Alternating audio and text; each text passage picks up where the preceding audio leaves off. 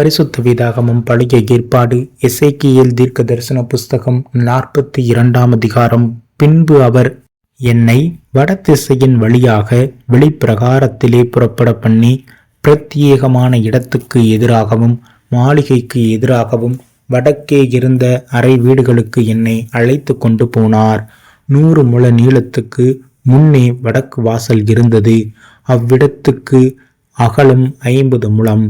உட்பிரகாரத்தில் இருந்த 20 முழத்துக்கு எதிராகவும் வெளிப்பிரகாரத்தில் இருந்த தள வரிசைக்கு எதிராகவும் ஒன்றுக்கொன்று எதிரான 3 நிலைகளுள்ள நடைக்காவணங்கள் இருந்தது.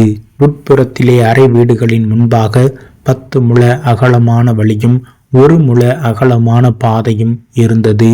அவைகளின் வாசல்கள் வடக்கே இருந்தது. உயர இருந்த அறை வீடுகள் அகலக்கட்டையாய் இருந்தது. நடைக்காவணங்கள் கீழே இருக்கிற அறை வீடுகளுக்கும் நடுவே இருக்கிறவைகளுக்கும் அதிக உயரமான மாளிகையாய் இருந்தது. அவைகள் 3 அடுக்குள்ளதாய் இருந்தது. பிரகாரங்களின் தூண்களுக்கு இருந்தது போல அவைகளுக்கு தூண்கள் இல்லை. ஆகையால் தரையில் இருந்து அளக்க அவைகள் கீழேயும் நடுவேயும் இருக்கிறவைகளை பார்க்கிலும் அகலக்கட்டையாயிருந்தது. புறம்பே அறை வீடுகளுக்கு எதிரே வெளிப்பிரகார திசையில் அறை வீடுகளுக்கு முன்பாக இருந்த மதிலின் நீளம் 50 முழம். வெளிப்பிரகாரத்தில் உள்ள அறை வீடுகளின் நீளம் 50 முழம். தேவ ஆலயத்துக்கு முன்னே 100 முழமுமாயிருந்தது. கிழக்கே வெளிப்பிரகாரத்தில் இருந்து அந்த அறை வீடுகளுக்குள் பிரவேசிக்கிற நடை அவைகளின் கீழே இருந்தது. கீழ்த்திசையான பிரகாரத்துக்கு மதிலின் அகலத்திலே பிரத்யேகமான இடத்துக்கு முன்பாகவும் மாளிகைக்கு முன்பாகவும் அறை வீடுகளும் இருந்தது. அவைகளுக்கு முன்னான வழியிலே அந்த அறை வீடுகள் நீளத்திலும் அகலத்திலும் எல்லா வாசற்படி கட்டுகளிலும் திட்டங்களிலும் வாசல் நடைகளிலும் வட திசையான அறை வீடுகளின் சாயலாயிருந்தது. தென் திசையான அறை வீடுகளின் வாசல் நடைக்கு ஒப்பாக ஒரு வாசல் நடை வழியின் முகப்பில் இருந்தது. கீழ்த்திசையில் அவைகளுக்கு பிரவேசிக்கும் இடத்திலே செம்மையான மதிலின் எதிரே இருந்த வழியின் முகப்பில் ஒரு வாசல் இருந்தது. அவர் என்னை நோக்கி, பிரத்யேகமான இடத்துக்கு முன்னிருக்கிற வடப்புறமான அறை வீடுகளுக்கும் தென்புறமான அறை வீடுகளுக்கும் பரிசுத்த அறை வீடுகளாயிருக்கிறது.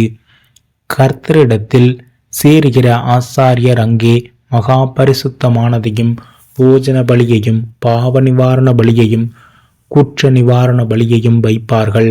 அந்த ஸ்தலம் பரிசுத்தமாயிருக்கிறது.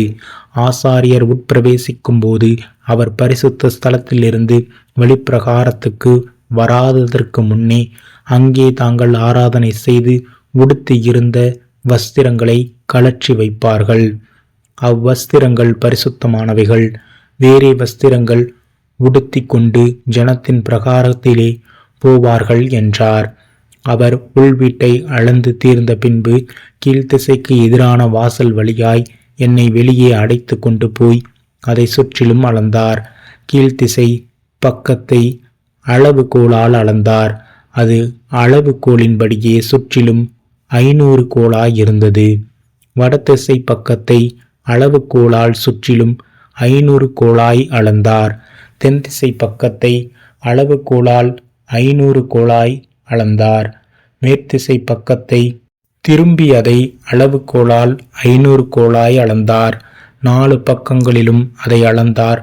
பரிசுத்தமானதற்கும் பரிசுத்தமில்லாததற்கும் வித்தியாசம் பண்ணும்படிக்கு அதற்கு 500 கோல் நீளமும் 500 கோல் அகலமுமான மதில் சுற்றிலும் இருந்தது.